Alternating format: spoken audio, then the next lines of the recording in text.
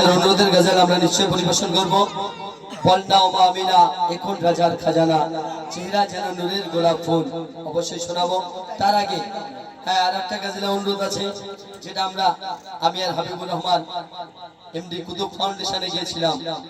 সুবেশ গাদি কয় কাবার চাঁদি গায় কলমা দেখা যায়, মানে যে গজলটা মুদির গজল নামে পরিচিত, সেটা নিশ্চয়ই শোনাবো। তার আগে এবছরে নিত্য নতুন গজল, সেটা আমি এবং হাবিবুর রহমান আমরা দ্বৈত কণ্ঠে পরিবেশন করব। কই বলছে শুনুন। আমার নবী জাহানের বাদশা, তিনি যেদিন দুনিয়ার মধ্যে এলেন, আমার নবীর চেহারায় আল্লাহর কুদরতি নূর এমন ঝলমল করছে, যে নূরের আলোতে সারা দুনিয়া আলো হয়ে গেল। আর আমার নবীকে একবার কোলে নেওয়ার জন্য হুর ফেরেশতারা আছাড় খেয়ে পড়ছে, হুর ফেরেশতারা আছাড় খেয়ে পড়ছে। আর তারা মা আমিনাকে বলছে, মা গো একবার কোলে দে না মা। মা আমিনা যখন কোলে দিচ্ছে না তাদের, তারা তখন কি বলছে শুনো। কোলে দে মায়া মিনা বলে দে। হুরপুরিরা মা আমিনাকে বলছে, কোলে দে মায়া মিনা বলে দে, কোন আকাশের চাঁদ। কোলে দে মায়া মিনা বলে দে, কোন আকাশের চাঁদ। চাঁদের সারা গায় কৌশল ছলকায়, রূপ যেন কোরআনের আয়াত। কোলে দে মায়া মিনা বলে দে, কোন আকাশের চাঁদ। চাঁদের সারা গায় কৌশল ছলকায়, রূপ যেন কোরআনের আয়াত। চাঁদে পাবে না দেখা আকাশের গায়, মা আমিনা হুরপুরিদের বলছে, এই চাঁদে পাবে না দেখা আকাশের গায়। এই চাঁদের চেহারাতে খোদা দেখা যায়। কোলে দে মায়া মিনা বলে দে, কোন আকাশের চাঁদ। এই চাঁদের সারা গায়ে কৌশল ছলকায়, রূপ যেন কোরআনের আয়াত, রূপ যেন কোরআনের আয়াত।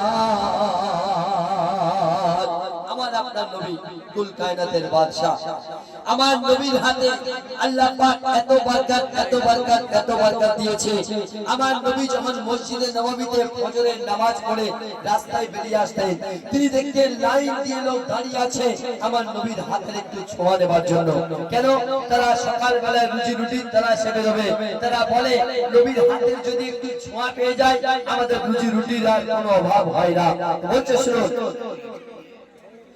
সকাল বেলায় নবী দয়াময়, সকাল বেলায় নবী দয়াময়, রাস্তা দিয়ে হেঁটে যায়। দাঁড়িয়ে সওয়ালে খালি খালা, দাঁড়িয়ে সওয়ালে খালি খালা, নবীর হাতের ছোঁয়া চাই। নবীর ছোঁয়ায় মাটি সোনা হয়, নবীর ছোঁয়ায় মাটি সোনা হয়, রুজির চিন্তা পেটে যায়। নবীর সিনায় যে যা কিছু চায়, নবীর সিনায় যে যা কিছু চায়, সাথে সাথে কবুল হয়। রহমত বরকত দিয়েছে আল্লাহ, দিয়েছে জান্নাত শাফায়াত। কোথায়? আমার নবীর হাতে আল্লাহ কি দিয়েছে শুনুন। রহমত বরকত দিয়েছে আল্লাহ, দিয়েছে জান্নাত শাফায়াত। রহমত বরকত দিয়েছে আল্লাহ, দিয়েছে জান্নাত শাফায়াত। এমন কদর পাবে না কেউ আর পেয়েছে নবী মুহাম্মদ। এমন কদর পাবে না কেউ আর পেয়েছে নবী মুহাম্মদ। বিচার দিলে মালিক আল্লাহ, পার কদমে মোর রাসূলুল্লাহ, কোনা কদম পাবে গো জান্নাত গুনাহগার উম্মত পাবে গো জান্নাত নবীর ভালোবাসা যদি থাকে তোর সিনায় ও নবীর ভালোবাসা যদি থাকে তোর সিনায় দে মায়া বিনা বলে দে আকাশের চাঁদ চাঁদের সারা গায় কৌসার ছলকায় রূপ যেন কোরআনের আয়াত রূপ যেন কোরআনের আয়াত। আমার একটা প্রশ্ন আপনাদের কাছে, আচ্ছা বলুন তো, একজন বাপকে বেশি ভালোবাসে কে, তার ছেলে না মেয়ে? কে বেশি ভালোবাসে আপনারা বলুন তো একবার? কে? মেয়ে। মেয়েরা সবসময় বাপকে একটু বেশি ভালোবাসে। আমার নবী এবং নবীর বেটি মা ফাতেমা, দুই বাপ বেটির কেমন মোহাব্বত ছিল শুনুন। আমার নবীর যদি কোনো কষ্ট হতো, মা ফাতেমা বুঝতে পারতেন যে আমার আব্বাজান খুব কষ্টের মধ্যে আছে, আর মা ফাতেমার কোনো কষ্ট হলে আমার নবীও বুঝতে পারতেন। একদিন রোজার মাস, রোজা আরম্ভ হয়েছে, মা ফাতেমার ঘরে অল্প কিছু আটা ছিল, সেই আটা দিয়ে মা ফাতেমা রুটি তৈরি করেছে ইফতারি করার জন্য। আর ইফতারি করার সময় কি হচ্ছে শুনুন একবার। মাঘে রমজান হোসেন হাসান মাঘে রমজান হোসেন হাসান রোজা রেখেছে আলু ফাতেমা নবীর বেটি চারটি রোটি নবীর বেটি চারটি রোটি ইফতারিতে বানাই দেখো না মাঘে রমজান হোসেন হাসান রোজা রেখেছে আলু ফাতেমা নবীর বেটি চারটি রোটি নবীর বেটি চারটি রোটি ইফতারিতে বানাই দেখো না ফাতেমা চারটে রুটি রেখে দিল চারটে থালায়। ঘরের মেম্বার কজন? চারজন। মা ফাতেমা, শেরে খোদা মাওলা আলী, ইমাম হাসান, ইমাম হোসেন, চারজনের জন্য চারটে রুটি তৈরি করেছে ইফতারি করার জন্য। আর ইফতারি করার সময় কি হচ্ছে শুনুন। মা ফাতেমা চারটে রুটি রেখে দিল চারটে থালায়। মা ফাতেমা চারটে রুটি রেখে দিল চারটে থালায়। আধা রুটি খেয়ে ফাতেমা আধা রাগে বাপের হিসাব। আধা রুটি খেয়ে ফাতেমা আধা রাগে বাপের হিসাব। মা ফাতেমা চারটে রুটি চারজনের থালায় দিয়েছে। ওনার স্বামী মৌলা আলী, ওনার দুটো সন্তান হাসান হোসেন এবং মা ফাতেমা চারটে রুটি খেতে বসেছে চারজনা। তো মা ফাতেমা অর্ধেকটা রুটি খেয়ে যখন অর্ধেকটা নিজের আঁচলে বেঁধে রাখছে, তখন হাসান হোসেন বলছে, ও আম্মাজি তোমার কি খিদে পায় না, তুমি অর্ধেকটা রুটি রেখে দিচ্ছ? মৌলা আলী বলছে, ও বিবি ফাতেমা তুমি তো সারাদিন রোজা করে আছো, তোমার কি খিদে পায় না, তুমি অর্ধেকটা রুটি রাখছো কেন? তখন মা ফাতেমা বলছে, আমি তো এখানে রোজা করে অর্ধেকটা রুটি খেতে পেলাম, সেখানে আমার আব্বাজান তিনিও রোজা করে আছে, আল্লাহ জানে কিছু খেতে পেলো কি না পেলো, তাই অর্ধেকটা রুটি নিয়ে আমি আমার আব্বার কাছে যাব। তো তখন শুনো, মা ফাতেমা চারটে রুটি রেখে দিল চারটে থালায়। মা ফাতেমা চারটে রুটি রেখে দিল চারটে থালায়। আধা রুটি খেয়ে ফাতেমা আধা রাতে বাপের হিসাব। আধা রুটি খেয়ে ফাতেমা আধা রাতে বাপের হিসাব। তখন মা ফাতেমা বলছে, হয়তো আব্বা ভুখা আছে, আধা রুটি নিয়ে যায় বাপের কাছে।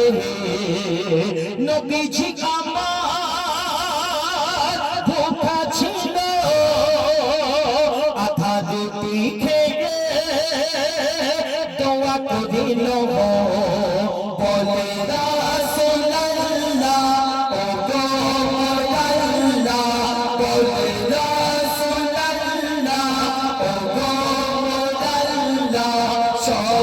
কষ্ট সইলে উম্মতের মায়া মোরা সব কষ্ট সইলে উম্মতের মায়া কোলে দে মায়া বিনা বলে দে আকাশের চাঁদ চাঁদের সারা গায়ে কৌসর ছলকায় রূপ যেন কোরআনের আয়াত রূপ যেন কোরআনের আয়াত শেষ তাই বলছে যাদের বাপ মা দুনিয়ায় বেঁচে আছে আমরা এই সন্তান অনেক সন্তান আছে বাপ মাকে কদর করতে পারে না বাপ মা সেবা যত্ন করে না বাপ মা কোনো কথা বললে বাপ মার উপর রাগ দেখায় ভাই বাপ মা এমন একটা জিনিস বাপ মার বিকল্প দুনিয়ায় আপনি খুঁজে পাবেন না আপনাকে দুনিয়ার মানুষ যতই ভালোবাসবে না কেন বাপ মার মতো ভালো কেউ আপনাকে বাসবে না কবি বলছে শুনুন বাপ মা কি জিনিস মা বাপ যাদের আছে হায়াতে মা বাপ যাদের আছে হায়াতে অবহেলা করো না সম্পদ হারালে সম্পদ পাবে সম্পদ হারালে সম্পদ পাবে বাপ মা কোনো পাবে না রাতের ঘুমকে হারাম করে রাতের ঘুমকে হারাম করে লালন পালন করেছে মা বাচ্চার মুখে আহার জোগাতে বাচ্চার মুখে আহার জোগাতে মেহনত করে সে আবা একটু আগে একটা কথা বললাম যে মেয়েরা সবসময় বাপকে একটু ভালোবাসে আর ছেলেরা মায়ের দিকে অনেক সন্তান এমন আছে মা যেটা বলে মায়ের কথা অক্ষরে অক্ষরে পালন করে মা যদি বলে বাবা ও জায়গায় যাবি না তো যায় না মা যেখানে যেতে বলে সেখানে ছুটে চলে যায় কিন্তু বাপ যদি একটা কথা বলে বাপ যদি একটা আদেশ দেয় সেটা উচ্চের মতো তেতো লেগে যায় কেন ভাই মাটা যদি তোমার হয় তাহলে বাপটা কি ধার করে আনা কোনো জায়গা থেকে নিশ্চয় না তাহলে তুমি যদি মনে করো যে আমি মায়ের সেবা করে জান্নাত পেয়ে যাব তাহলে কান খুলে এটাও শুনে রাখো মা যদি তোমার জন্য জান্নাত হয় তাহলে বাপ সেই জান্নাতের দরজা বাপকে তুমি যদি খুশি না করতে পারো তোমার জন্য জান্নাতের দরজা খোলা হবে না হচ্ছে শুনুন মা যদি হয় জান্নাত তোমার আব্বা তাহার দরজা মা যদি হয় জান্নাত তোমার আব্বা তাহার দরজা মা বাপকে না ভালোবাসিলে পাবে না জান্নাতের মজা মা বাপকে না ভালোবাসিলে পাবে না জান্নাতের মজা শুধু মাকে যদি ভালোবাসো আর বাপকে যদি দাও যন্ত্রণা বাপ যে তোমার জান্নাতের